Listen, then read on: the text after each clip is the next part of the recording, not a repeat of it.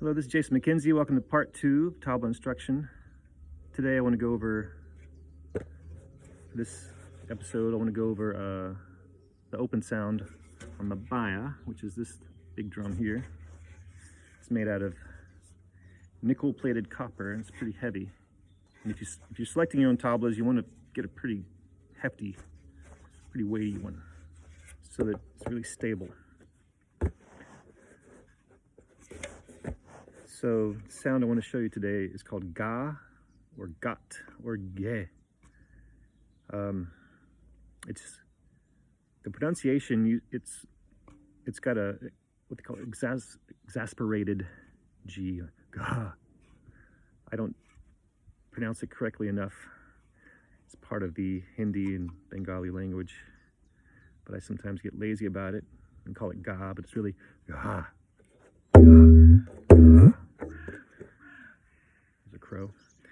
I'm in Austria right now, but I'm from Austin, Texas. So ga is 2 fingers.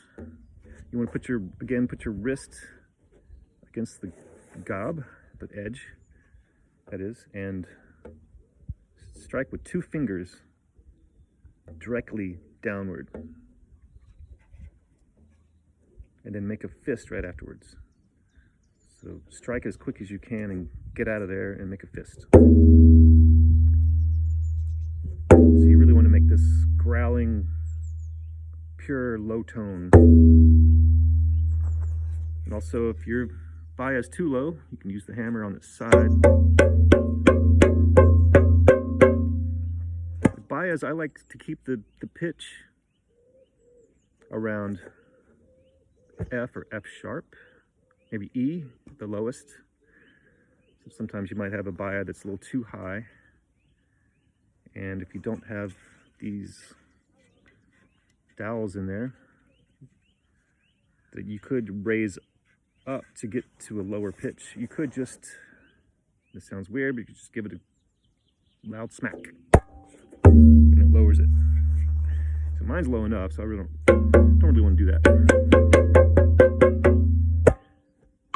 So, again, ga, 2 finger, or ga. I think it's a little out of tune.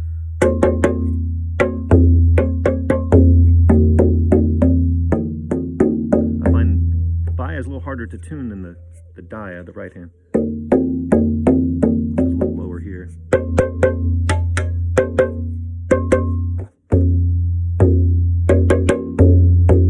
little better. Anyway, so ga, 2 finger, ga. And make a fist. And you don't want it to make it like a contact. You don't want that sound. Make sure you're just going straight down the bones of your fingers. It makes that full tone. And not that.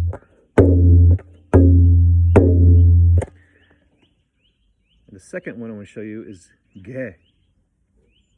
It's 1 finger, and you want to try to strike the same area that you just struck.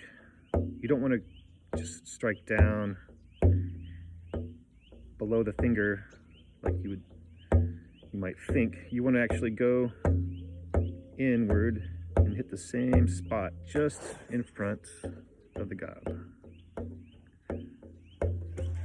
And you want to try to imitate the same level of volume, fullness of tone, but with 1 finger, the index finger. It's called ge.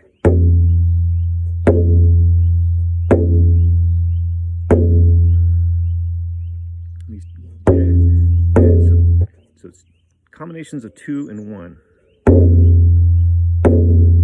2, ga, and 1. Ga, ge, ga, ge, ga, ge. And sometimes it can be called ge ge, depending again on the phrase. So let me back up so you can see both drums. And you should by now been practicing na or ta. Quick review, make sure your ring finger is curled. And the tip of your finger is right on the edge of the gob, and you're rotating. Your index finger is hitting the wood edge underneath the skin. So I'll show you an exercise that incorporates these three sounds. Ge ge na ge ge na ge na ge ge na ge ge na ge na.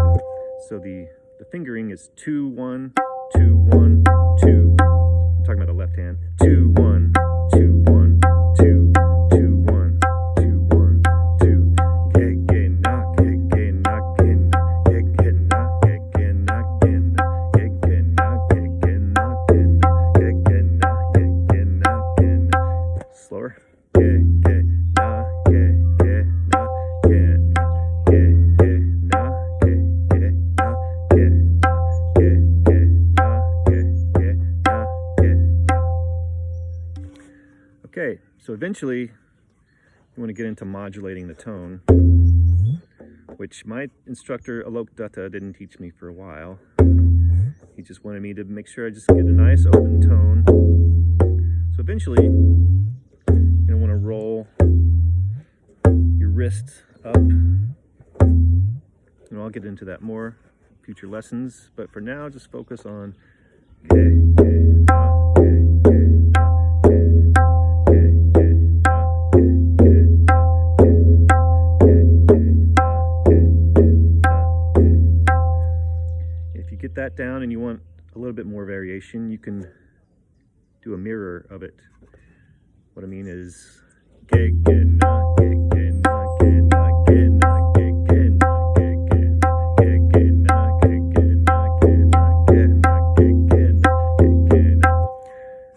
So that should give you something to work on for a little while. And thank you for watching.